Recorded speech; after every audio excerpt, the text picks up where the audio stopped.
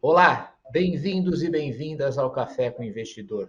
Você ouviu aqui no Café com Investidor muitas histórias de fundos de venture capital que investem em startups. Mas hoje eu tenho um convidado especial. Ele não investe só diretamente em startups ou empresas. Ele investe nos fundos que investem nas startups. Quem conversa comigo aqui hoje é Ricardo Kenneth. Ele é sócio da Spectra Investimento. Kenneth, é um prazer recebê-lo aqui no Café com o Investidor. É um prazer. Prazer é todo meu. Então me conta como surgiu a Spectra Investimentos. A Spectre Investimentos surgiu de uma ideia de que o mercado brasileiro de private equity, isso 10 anos atrás, estava ficando já grande o suficiente para gerar complexidade. A gente estava com umas 100 gestoras, 150 gestoras operando no Brasil naquela época. Mas, ao mesmo tempo, o processo de decisão de quem investir, devo investir no Gávea, na Advent ou no Pátria, não era um processo trivial de seleção. E a gente sentiu que tinha um nicho de mercado de aparecer um player para ajudar o investidor, pessoa física, esse era o nosso foco inicial, a investir seu capital nessa indústria nova que estava nascendo, surgindo, crescendo, se tornando mais complexa, no mesmo momento que isso, 2009 e 2010, que a taxa de juros caía, né? O Brasil tem essas nossas idas e vindas de taxa de juros, mas a gente achava naquela época, era a visão do empreendedor, de que com a taxa de juros caindo, o brasileiro ia ter que correr risco pela primeira vez na vida e passaria pelo private equity, ainda não existia nem venture capital, e logo ter um alocador nessa classe de ativos seria algo de valor agregado para a sociedade. Então você surgiu como um fundo de fundos. Você escolhia diversos dessas gestoras e comprava cotas dessas gestoras. Esse era o pitch 1.0 do nosso business plan, né? Fundo de fundos de private equity Brasil. Claro que com o tempo a gente não chegamos nunca a pivotar, né, como o termo Claro. da hora, mas claro que a gente foi evoluindo no nosso modelo. E como foi essa evolução desse modelo? Ela assim, não diria que foi uma coisa necessariamente pensada e estruturada, mas ela foi gradual e com o tempo a gente foi expandindo o que a gente faz, né? Com o tempo deixou de ser Brasil e virou América Latina. Com o tempo deixou de ser fundo de fundos e virou um bicho cujo nome até hoje eu não sei explicar. Então, a gente antes investia praticamente só em fundos e tinha 20, 25% do nosso capital para investir junto com esses fundos diretamente em transações que eles apresentavam, que por alguma razão eles não conseguiam fazer o cheque inteiro, a gente faria parte. 10, 12 anos depois, a gente investe 35% em fundos, uns 35% diretamente em transações e uns 35%, estou arredondando aqui, é um terço, um terço, um terço, em secundários, dando liquidez para quem quer sair de fundos de private equity no meio do caminho. E dentro do bolso do co-investimento, uma parte é nos fundos tradicionais, uma parte é o modelo chamado Search Fund, que depois a gente pode falar um pouco disso, e dentro da grande classe de ativos, foi do private equity para fazer venture capital, para fazer distress, para fazer legal claims, para fazer mineração. Então a gente foi se expandindo um pouco para o que a gente hoje é a grande área de capital alternativo de ilíquidos, né? E hoje o número assim de ativos, a quantidade de ativos sob gestão, o valor, de que ordem mais ou menos, Kenneth? A gente está com ordem de grandeza, seus 5 bilhões de reais de capital sob gestão, que estão investidos em ordem de grandeza, 415 empresas. Falo ordem de grandeza porque todo dia tem uma empresa nova sendo investida, uma empresa nova sendo vendida. E quando foi que vocês começaram a investir em venture capital? Porque você começou lá com private equity. Hoje, a classe de ativos venture capital está na moda, assim. Desde 2019 existe um boom aí de investimentos e de fundos que estão surgindo. Mas isso não era tão óbvio lá atrás. O que Não. fez vocês começarem a apostar em algumas gestoras e alguns fundos que começavam a dar os primeiros passos no Brasil e na América Latina? Olha, foi um processo de construção. Acho que eu diria, e aqui é a grande faísca veio de um jantares que o Pedro Melzer, Sirotsky Melzer, hoje da IGA, começou a organizar, chamando a comunidade brasileira de VC, entre outros fundos, empreendedores, bancos, etc. E nesses jantares a gente viu que, existia de fato já um ecossistema montado, coisa que até pouco tempo antes não existia. Somado a isso, a gente veio a percepção vendo o que tinha acontecido naquela época, 2013, 2014, com o mercado americano. Na época, ainda era americano, porque não existia um VC na China ainda. Não existia, até existia, mas não era consolidado. Na época, tinha soltado um estudo da Kaufman Foundation, em 2012, falando que VC deu errado. E foi um paper que rodou o mercado. E que a conclusão só dava certo investir em alguns poucos nomes que na época se chamavam de Golden Circle, que são Sequoias, benchmarks, etc. Não era nem o primeiro quartil, era só esse Golden Circle. Abaixo desse Golden Circle, tudo era ruim. Daí a nossa conclusão foi, o Brasil já agora em 2013, 2014, tem uns 30, 40 nomes já operando em VC aqui. Será que tem a chance de 1, 2, 3 desses caras virarem os Sequoias do Brasil? Pode ser. Pode estar errado, pode ser certo.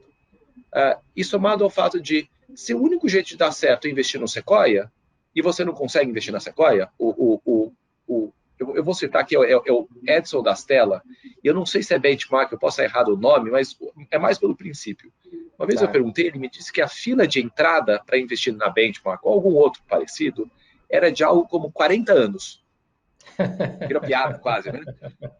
Mas qual que é o princípio? Ou seja, não dava, né? Quando teu dinheiro já tinha virado fumaça aí. Porque assim, olha, benchmark, eu vi que seus setores são espetaculares. Parabéns pelo trabalho. Posso investir? O cara fala, obrigado, fico honrado com o que você acabou de me dizer, mas você e a torcida do Corinthians quer entrar comigo.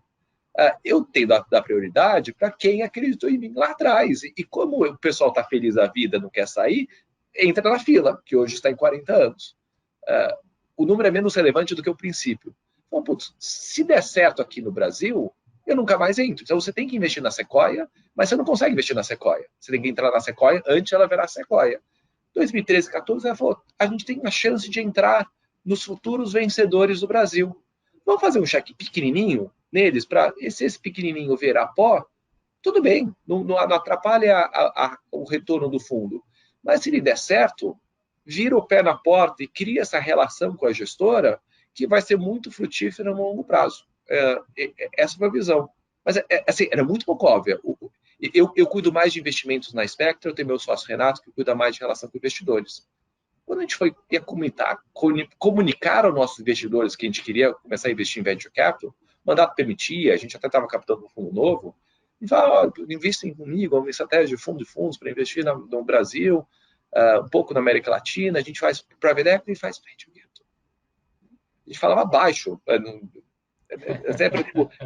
para quase aquela coisa para ficar na nota de rodapé, porque eu falei uma vez com um placement agent, que a gente queria na época captar de gringo, e falou, não menciona venture capital no seu pitch de vendas. Não faz sentido, o cara vai assustar. Não, cara, cuidado, você vai atrapalhar a sua captação, você precisa mesmo investir em venture capital, você vai se queimar. Era muito longe de ser consenso e graças a Deus deu muito certo. E quem você olhou naquele momento e falou assim, esses vão fazer parte do Golden Circle do Brasil? Quem você investiu lá em 2013 e 2014, que eu acho que foi a época que você começou a fazer essas pequenas apostas? Os nossos primeiros nomes que a gente investiu foi o pessoal da Stella, a gente investiu com o pessoal da Kazek, investiu com o pessoal da Monax, investiu com o pessoal da DGF. Esses foram os primeiros nomes que entraram. Depois outros foram entrando. E parte do processo que a gente fez para investir foi numa visão de que em Venture Capital, um dos critérios mais importantes de retorno é você ter o melhor deal flow. Parte da razão que a Sequoia é que o melhor empreendedor quer ter o dinheiro da Sequoia, porque ao ter o dinheiro da Sequoia é uma ótima sinalização sobre a qualidade dele como empreendedor. Isso gera um ciclo virtuoso maravilhoso. Né? Então, os melhores querem ter o dinheiro da Sequoia, para a Sequoia ter acesso aos melhores, ela continua sendo a melhor gestora que continua tendo acesso aos melhores e por aí vai. Então, o que a gente falou? O que a gente faz? Vamos fazer um Ibope do setor. E a gente, desde 2014, a cada 2 anos, a gente faz uma pesquisa com empreendedores. A gente terminou ano passado com algo com 70 empreendedores que a gente entrevistou agora de uma forma mais estruturada e pergunta quem você mais gosta e por quê. E daí isso gera uma informação que gera um ranking interno que a gente usa como um dos insumos no nosso processo de tomada de decisão. Eu não diria que é 100% da decisão, é isso, mas vale, porque isso mostra quem está estabelecido. A outra é, será que quem está estabelecido vai decair? E a gente tem alguns indicadores antecedentes que a gente consegue pegar na pesquisa. Mas também tem outro. Quem não está estabelecido, será que ele vai subir e vai ocupar um lugar de destaque? E a gente também busca alguns indicadores antecedentes de que vai ter essa alta, né? E quem está bem nesse voto aí que vocês têm feito? Isso eu não posso falar. Isso é segredo. Desculpa, é segredo industrial nosso, né? Poxa vida, mas aí eu posso olhar nos LPs que vocês têm. Está no nosso site os gestores com quem a gente investiu, né? Deixa eu te fazer uma pergunta. Você apostou lá em 4 cavalos no começo. Kazek, Monax, DGF e Astela. DGF e Astela. Você seguiu apostando neles? Sim. Os retornos têm sido muito bons. Assim, tanto dele, assim, a indústria inteira foi espetacular, né? A gente fez um estudo, a gente tem um lado muito forte de pesquisa. Desde 2013, a gente tem uma parceria formal com o INSPER para produzir e enriquecer base de dados. E acho que em 2016, a BVCAP, que é a Associação Brasileira de Private Equity, se juntou a esse centro de estudos compartilhados. E a gente pega informação e processa. Faz um ano atrás que a gente contratou o que a gente chama de Data Scientist, que é um nome bonito, mas é um professor que era professor do INSPER e da Federal, que hoje trabalha praticamente tempo integral conosco, cuja principal função é processar base de dados e gerar insights internos. Um dos insights foi qual que é o retorno médio de venture capital no Brasil. E o vintage, ou gestores que captaram de 2012 a 2014, tiveram de retorno médio algo como 35% ao ano em dólares. É uma coisa surreal, médio. Os bons deram 30 vezes capital. Então, a indústria foi muito boa, né? E logo todo mundo surfou, todo mundo foi bem. A gente é feliz com as apostas que a gente fez. O Kenneth, eu também olhando nos fundos que vocês captaram, se não me engano, são 5 fundos que foram captados. O mais recente foi agora, não sei se foi em janeiro desse ano, janeiro do ano passado, que vocês concluíram, de 1,7 bilhão de reais, certo? Certo. Você vê vários gestoras de venture capital na qual vocês apostam lá. Eu chego a arriscar assim, é difícil não encontrar uma que vocês não apostam hoje. Vocês estão bem diversificados. Isso faz parecer que a gente é um grande ETF da indústria, né? Quase isso. Assim, que tem bastante nome, mas tem muita gente chateada com a gente por a gente não ter investido. E te garanto que é bem mais gente chateada do que gente feliz. Não, com certeza, porque cresceu muito essa classe de ativos e surgiram muitas gestoras. Mas vocês estão apostando em gestoras novas. Exemplo, Big Bets é uma gestora nova na qual vocês colocaram recursos. Vocês também estão na Cloud9, que acabou de ser anunciada, que tem o Felipe Afonso, ex-SoftBank, como um dos sócios. Existem outras gestoras recentes nas quais vocês da Spectra estão colocando recursos. É um sinal de aposta de uma nova safra que está surgindo. E quando eu falo safra, não estou falando apenas safra de gestora. É safra das startups que essas gestoras vão investir também. Tem um pouco... A gente tem uma definição interna que talvez é nossa, não sei, da indústria, separar um pouco o que é VC do que é tech. E claro que VC é um subsegmento de tech. Mas quando a gente chama o Felipe Afonso da Cloud9, eu boto uma caixa um pouco diferente de VC.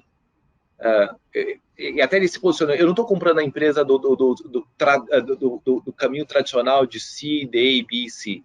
Eu estou comprando empresas de tecnologia que crescem bastante, mas eu não estou comprando aquelas empresas que crescem 300% ao ano e que eu vou pagar 30 vezes receita. Eu busco empresas que crescem 60% ao ano e que eu vou pagar múltiplo de EBITDA. por isso eu chamo de uma estratégia um pouco diferente. Mas também é uma estratégia menos penetrada no Brasil do que o VC tradicional, e que a gente tem algumas apostas de casas que a gente está investindo. A gente investe com ele, a gente investe com o pessoal da Oria, o pessoal da Bridge One, o pessoal da Riverwood nessa estratégia. A Riverwood já tem uma longa tradição, não é bem Sim, recente, essas outras com certeza recentes. A Riverwood e a Oria foram meio que pioneiras. A DGF também foi pioneira nessa estratégia. Mas é pequena, é pouco penetrada. Você vê nos Estados Unidos, gestores como a Vista, que fazem mais ou menos isso, hoje captam fundos tão grandes quanto os fundos da Carlyle, tipo 15, 20 bilhões de dólares. Se você olha 10 anos atrás, a Vista era ninguém. Ninguém, né?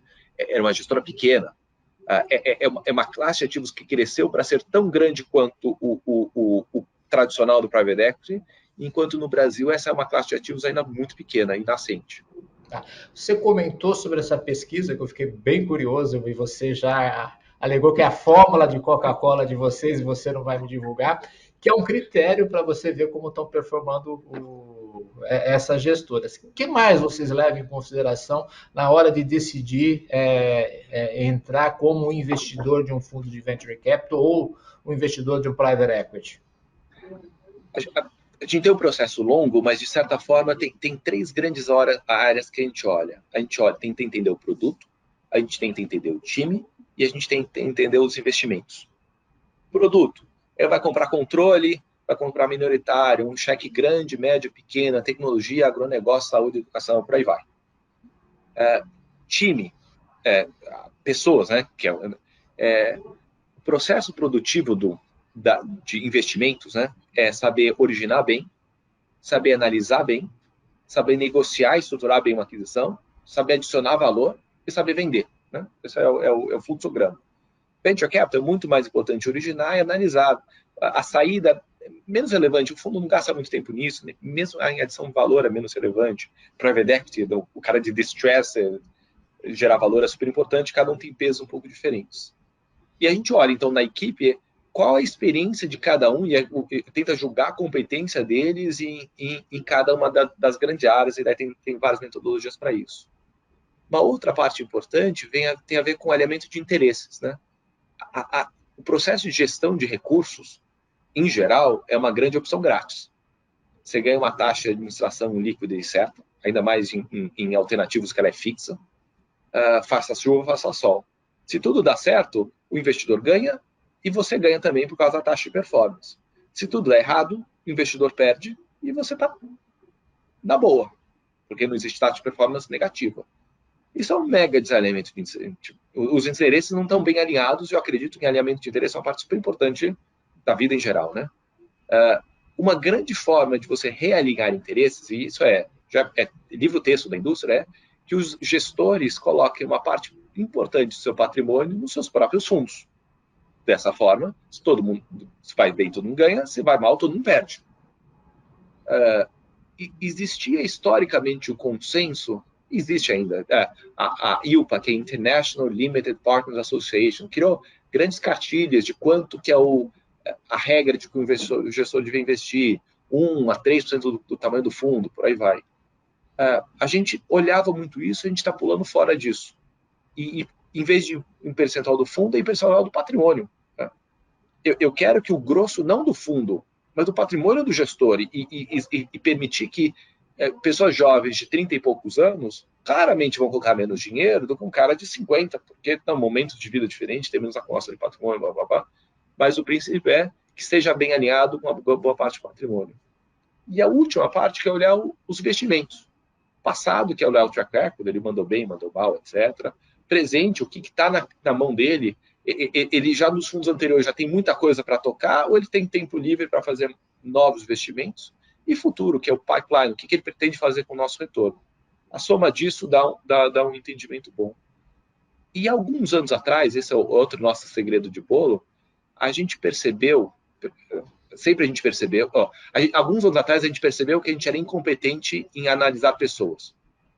Mercado financeiro, muito número, muito duro, e que existia uma sutileza de entender o ser humano que eu não dava conta, e nosso time não dava conta. E a gente há alguns anos usa uma psicanalista, literalmente psicanalista, como parte do nosso processo para tentar entender a essência dos times com quem a gente investe como um dos elementos dentro do nosso processo de análise. Ela faz parte do seu comitê de investimentos ou é Não, só um processo à parte para... É uma consultora que te ajuda a entender determinadas dinâmicas, então? Ela fica brava, tipo, rodou no mercado, muita gente chama que é, o psicotécnico da Spectra. Mas, dito isso, os gestores que passam pelo processo, em geral, gostam e muitas vezes até a contratam depois para outras iniciativas, dado ser um processo enriquecedor. Legal. E vocês também fazem investimentos diretos?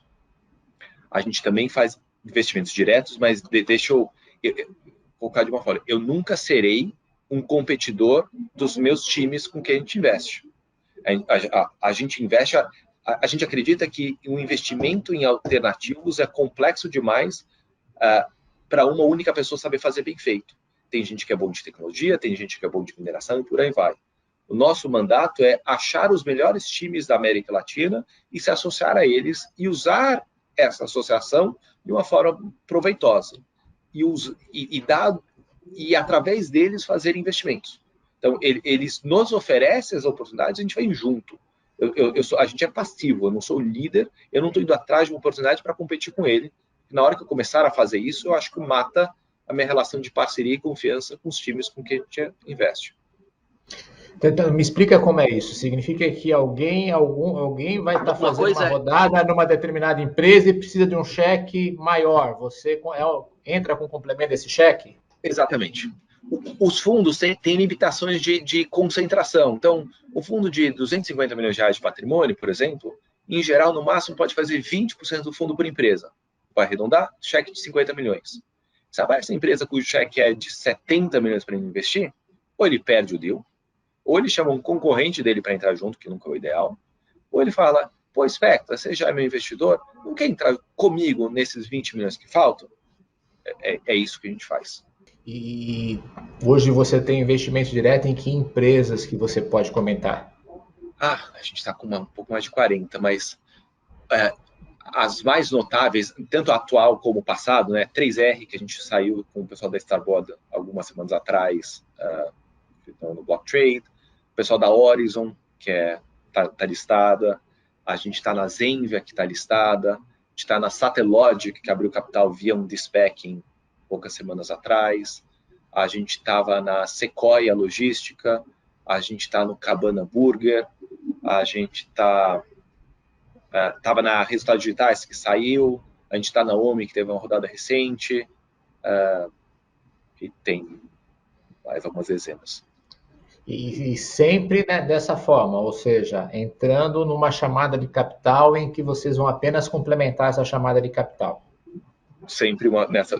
Eu nunca vou eu atrás da empresa para eu comprar, eu negociar, eu analisar, eu estruturar.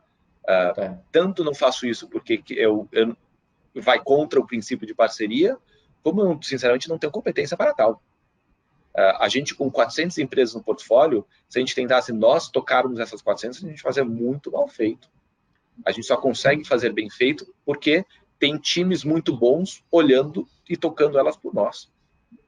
Essas 400 empresas, você está incluindo as empresas do portfólio dos fundos que vocês investem? Sim, claro. O grosso é isso, né? Porque o nosso capital está investido em 400 empresas através de fundos, times, parceiros com quem que estão tocando por nós, né? Ô, Kenneth, você comentou no começo da nossa conversa sobre o Search Funds. Me explica mais sobre isso, que é algo que não é tão comum no mercado brasileiro. E como que vocês atuam e participam nesses Search Funds? O modelo de Search Funds é algo que existe, principalmente nos Estados Unidos, mas também na Europa, há um pouco mais de 30 anos.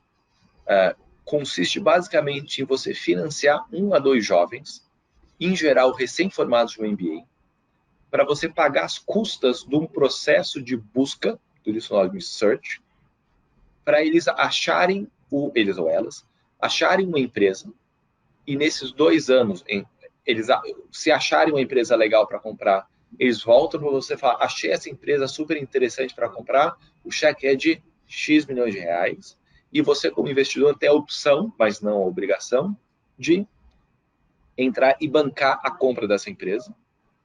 E o princípio é que esses jovens vão lá e entram para a operação da empresa para tocar a empresa. E ficar até a venda, senão até depois, né? Você sai e eles continuam. É um modelo que dá muito, muito certo nos Estados Unidos. O grande centro de pesquisa de Search Fund é em Stanford, e tem vários papers sobre o assunto. Mas ordem de grandeza nos Estados Unidos, nos últimos 30 anos, tem dado perto de 30% ao ano de retorno em dólares. Uma taxa de retorno fenomenal para o mercado americano. Há uns 5, 6 anos, a gente viu esse mercado crescendo no Brasil. Eu fiz até um summer no que era chamado Search Fund lá em 2008, com a Marília Roca e o Alexandre Borges, que acabaram comprando a Mãe Terra. Mas era um modelo um pouco diferente. Hoje, no Brasil, se destropicalizou, tem um modelo americano, em que jovens recém-formados buscam dinheiro. Por que a gente gostou desse modelo? Primeiro, porque o modelo de search funds busca empresas pequenas, cheques de 20 a 50 milhões de reais, ordem de grandeza, para comprar controle. Fundos de private equity não olham esse tamanho de cheque, é muito pequeno. Não fecha a conta de uma gestora para fazer uns cheques tão pequenos para comprar controle. E por causa disso, tem muito menos competição. Você consegue comprar mais barato. O preço de entrada é um dos primeiros elementos de retorno. Você, em geral, compra de um empreendedor que quer se aposentar.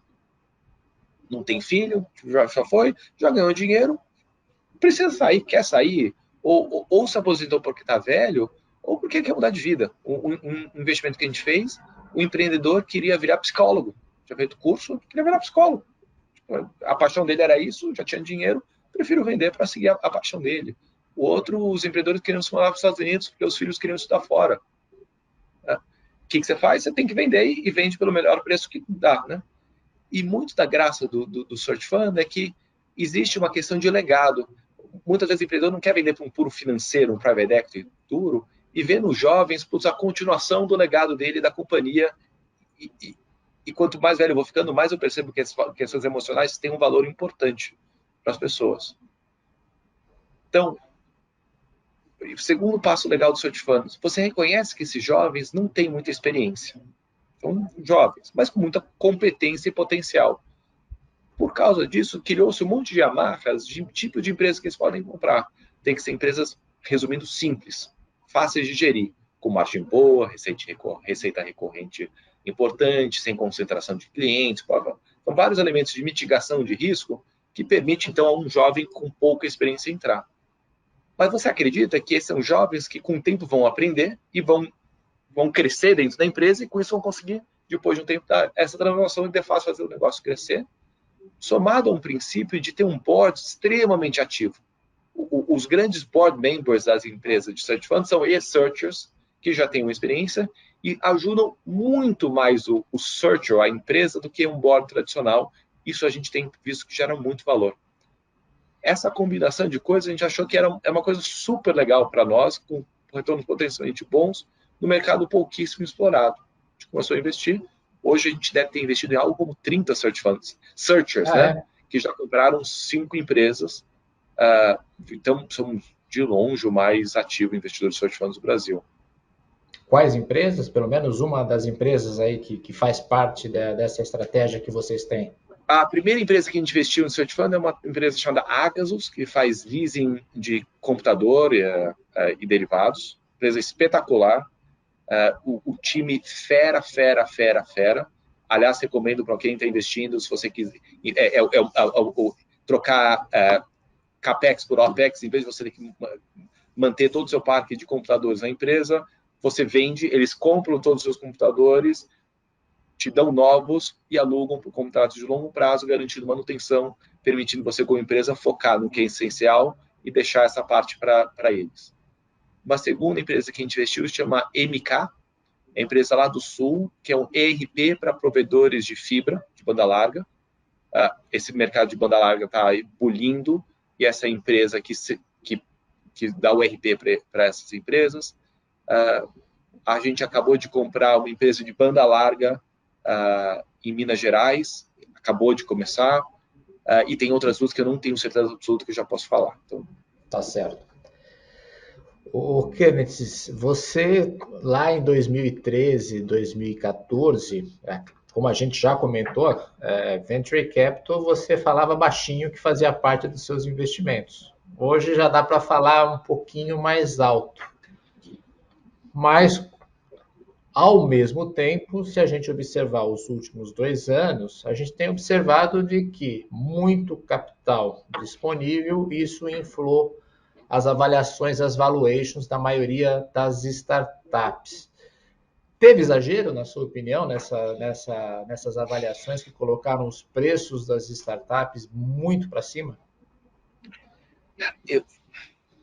Exagero é uma palavra forte. Eu vou dar uma diminuída. Eu não acho que, enquanto a gente acha que retornos muito bons acontecem quando existe algum tipo de ineficiência de mercado. Mercados eficientes tendem, em geral, levar o retorno para baixo para o retorno que a teoria de finanças diz que você deveria ter. Eu não acho que o mercado de venture capital é ineficiente mais. Ele atingiu a eficiência. Com tanto capital investido em venture capital, já tem gente operando em tantos estágios, já tem tanto conhecimento, ele se tornou eficiente. Claro que dentro de mercados eficientes, ainda assim tem gente muito boa que consegue ter retornos melhores que a média. Mas a minha visão é que a média como um todo não vai ser nem de perto o que foi a média lá de trás. Para eu dizer que tem exagero, significa que eu teria que ter entrado em detalhe dessas últimas rodadas e dizer, esse cara que é mega experiente, que tem tanto, não sei quanto dinheiro sob gestão, colocou o seu dinheiro junto nesse deal, fez besteira. Eu não estou pronto para dizer isso. Eu estou pronto para dizer que a minha expectativa é que os retornos médios vão diminuir muito.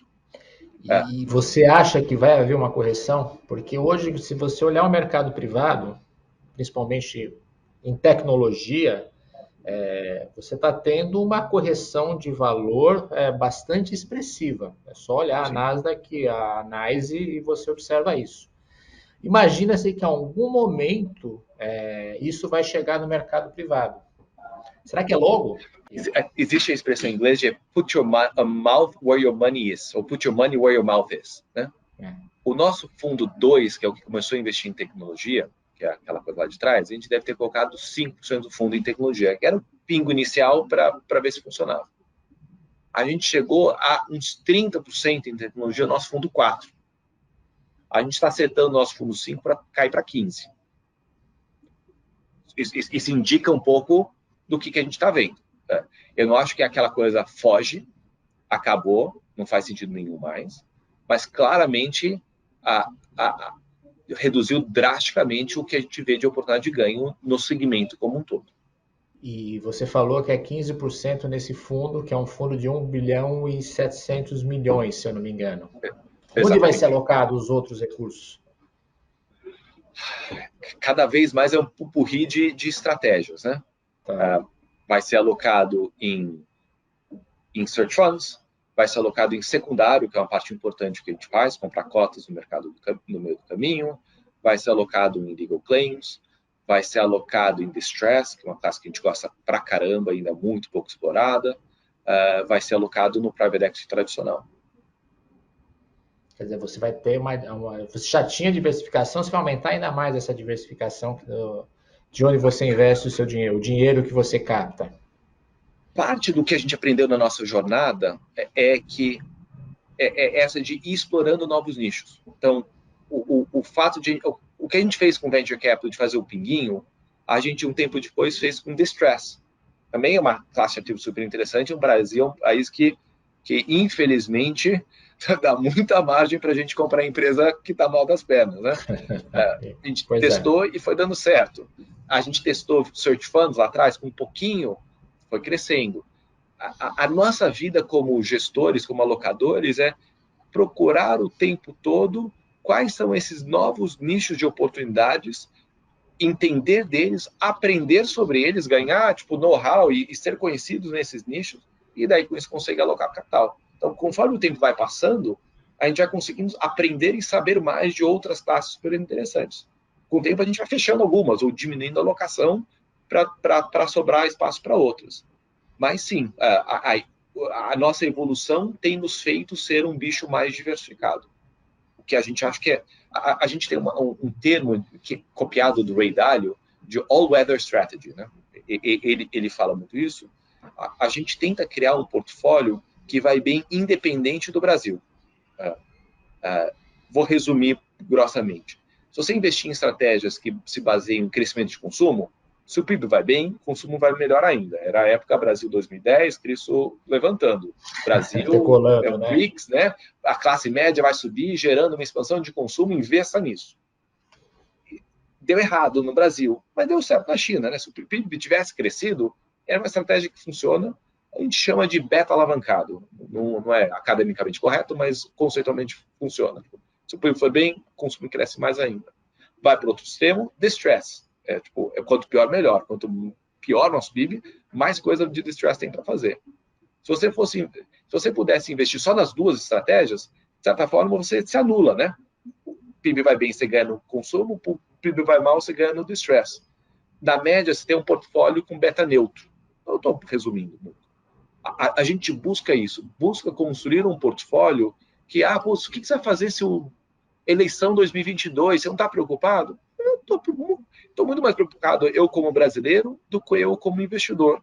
Porque a gente cria uma estratégia que, se um ganhar, se for para um lado, a gente ganha de um lado, mas perde do outro, se for para o outro, a gente ganha de um lado e perde do outro.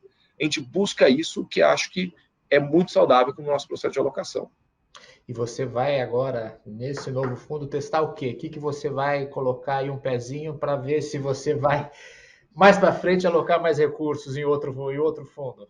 O pezinho que a gente está colocando agora é em biotecnologia. Você pode chamar isso dentro da área de VC, mas é completamente diferente.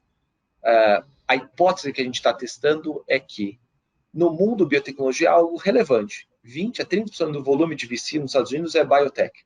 No Brasil, Latam é quase zero. Ponto 2. Biotecnologia no mundo foi muito bem. E tem riscos retornos, apesar de tech ter bombado, tech digital, né, ter bombado, os retornos de biotech foram até melhores, com mais retorno, menos risco. O grande senão é, será que na América Latina existe produção de conteúdo bom de biotecnologia? Porque aqui não é um dos melhores parques de desenvolvimento de hard science do mundo, né? Eu não sei se é isso que a gente está testando. Por outro lado, em 2012 falava que não existia a chance de empresas de digital aparecerem aqui, porque os Facebooks e Googles eram globais e iam matar. E apareceram um monte de empresas do mundo digital. Então, talvez apareçam também empresas de biotecnologia. Eu acho que tem um evento catalisador que é a Covid, que faz o mundo se voltar mais para a biotecnologia, ter mais gastos no segmento e que deveria ajudar um pouco. Somado ao micro, que a gente achou um time que eu acho espetacular, que é uma gestora chilena, chamada Sentinel. Um dos fundadores, o Pablo Valenzuela, é um papa. Todo chileno conhece o Pablo Valenzuela. Ele, entre outras coisas, descobriu a vacina do hepatite numa empresa vendida lá nos Estados Unidos, morou na Califórnia não sei quantos anos e voltou para o Chile, montou uma fundação privada, chamada Fundação Ciência e Vida, que é o grande centro de referência em biotecnologia no Chile, com dezenas de PhDs trabalhando lá, pesquisando, e agora tomaram a decisão de montar um fundo para catalisar, liderado pelo Christian, que é meio que o braço direito dele. A gente acha que pode dar muito errado, é um cheque pequenininho ainda, mas é o pingo. E a gente aprendeu na nossa vida o valor fundamental que o pingo tem no nosso processo de aprendizado e construção de carteira. Legal, Canetes. A gente está chegando ao final aqui do Café com o Investidor e no final eu faço um bate-bola. Perguntas e respostas rápidas. Vamos lá? Bom. Quem te inspira?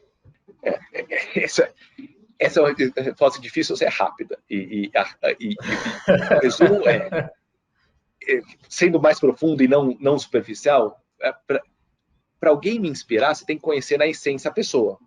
Porque tem muitas pessoas que me inspiram como empresários, como investidores, como empreendedores. para ser inspiração com uma pessoa, não tem que ser só muito bom num, tem que ser bom na soma do todo. E eu percebi nessa minha jornada, eu fiz 40 mais um algumas semanas atrás. O 40 foi no meio da pandemia, então não tinha dado tempo de chegar na crise da meia-idade, que meio que bateu agora. Você começa a reavaliar a vida. O processo de realmente inspirar é inspirar pelo conjunto da obra, né? E não pelo todo. E daí nisso, sendo quase chavão, uma grande pessoa que me inspira é meu pai. Ele é um cara que conseguiu, ao mesmo tempo, construir uma carreira super interessante. Ele se chama Stephen Cannes, foi por muitos anos jornalista da Veja e outras coisas. De relativo de renome e impacto profissionalmente. Ele foi um bom investidor, ele foi um dos pioneiros na Bolsa nos anos 80, que é um pouco que me inspirou a ir para essa área de investimento em risco, e foi um excelente pai. Excelente pai. Acho que hoje é comum, né? Mas ele trabalhou de casa até eu ter uns 14 anos de idade, porque queria estar próximo dos filhos. Nunca trabalhou fim de semana, chegava, parava de trabalhar todo dia antes das 6, porque era família. E acho que a capacidade desse blend de ser um bom profissional, respeitado não só profissionalmente, mas na sociedade, por impacto social, e sem esquecer a família, é o que me inspira. Legal. Um empreendedor ou uma empreendedora que você admira? Elon Musk. E daí eu admiro ele como empreendedor, não como pai, né? Chamar o filho de X8, 19, não sei o quê. É meio uma sacanagem, coitado. Mas ele é louco em todos os aspectos, né? Eu adoro que ele é muito, ele executa e ele é visionário. E ele é profundo. Eu não sei se você chegou a ver uma entrevista, um painel com ele na China, ele e o Jack Ma, alguns anos atrás. Jack Ma é um mega empreendedor espetacular, né?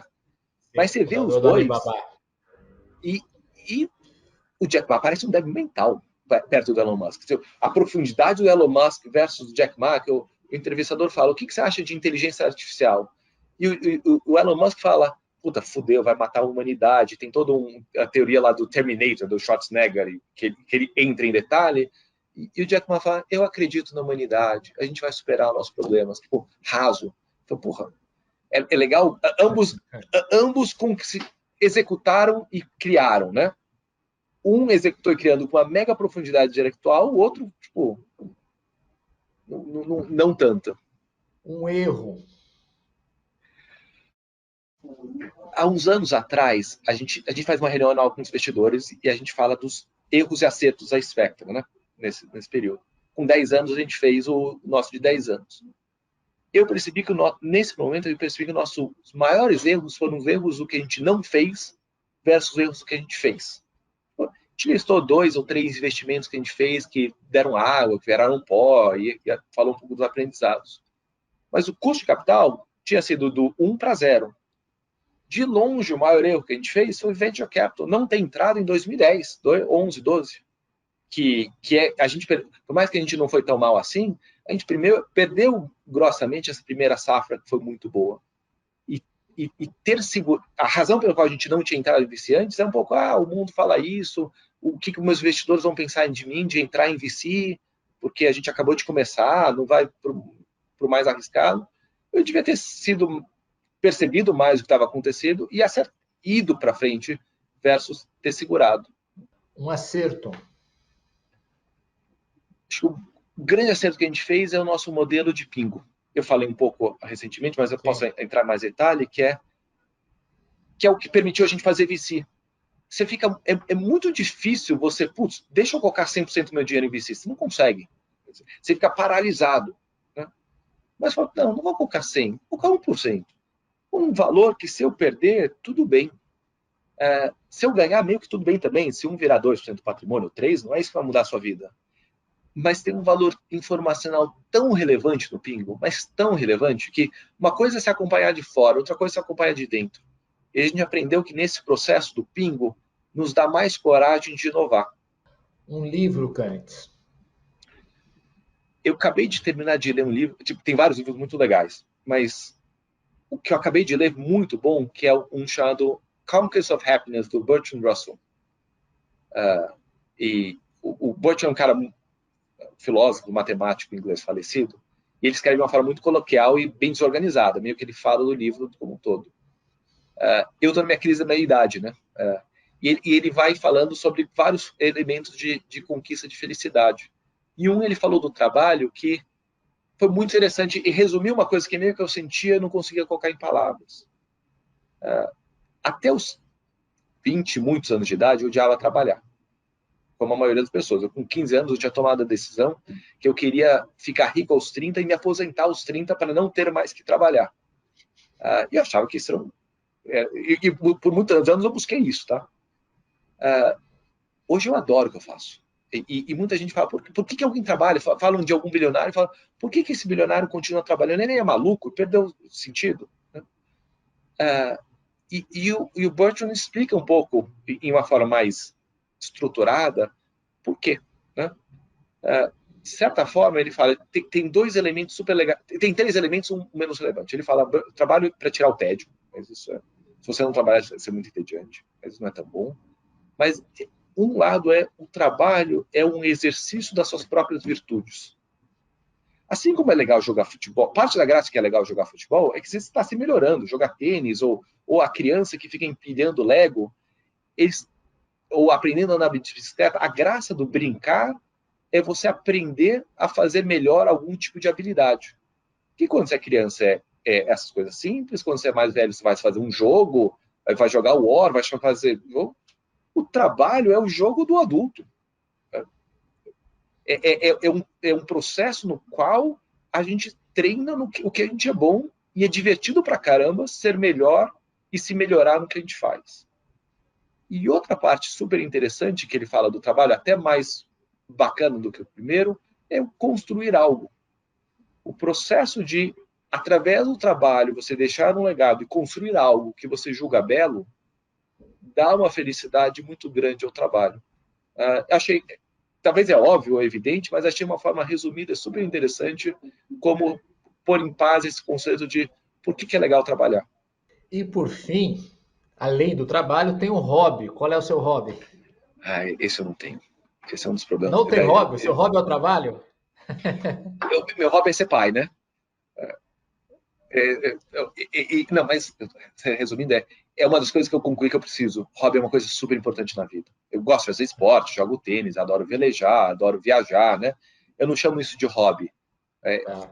O Ross, até por acaso, também tem um capítulo chamado Hobby, e quão importante na felicidade humana é você ter um hobby, que é quase algo pelo qual você usa para desopilar, para você limpar a mente através de um hobby. Ele menciona colecionar selo, que não está mais muito em moda hoje em dia. Mas eu estou, de fato, nesse processo de tentar procurar em mim o que seria um hobby interessante. Ainda não achei. Você está numa busca, vai fazer um search funding do seu hobby. Search fund do hobby. Canetis, foi um prazer conversar contigo aqui no Café com o Investidor, conhecer sua história, conhecer um pouco mais da Spectra e ver de que você hoje é um LP muito relevante aí dos principais venture capital e private equities aqui do mercado brasileiro. Foi um prazer, Ralf. Este foi o Café com o Investidor. Eu conversei com o Ricardo Canetis, ele é sócio da Spectra Investimentos. Você pode assistir esse programa nas páginas do Neofeed ou na nossa página no YouTube. Você também pode ouvir este programa no seu tocador preferido de podcast. Obrigado e até o próximo episódio.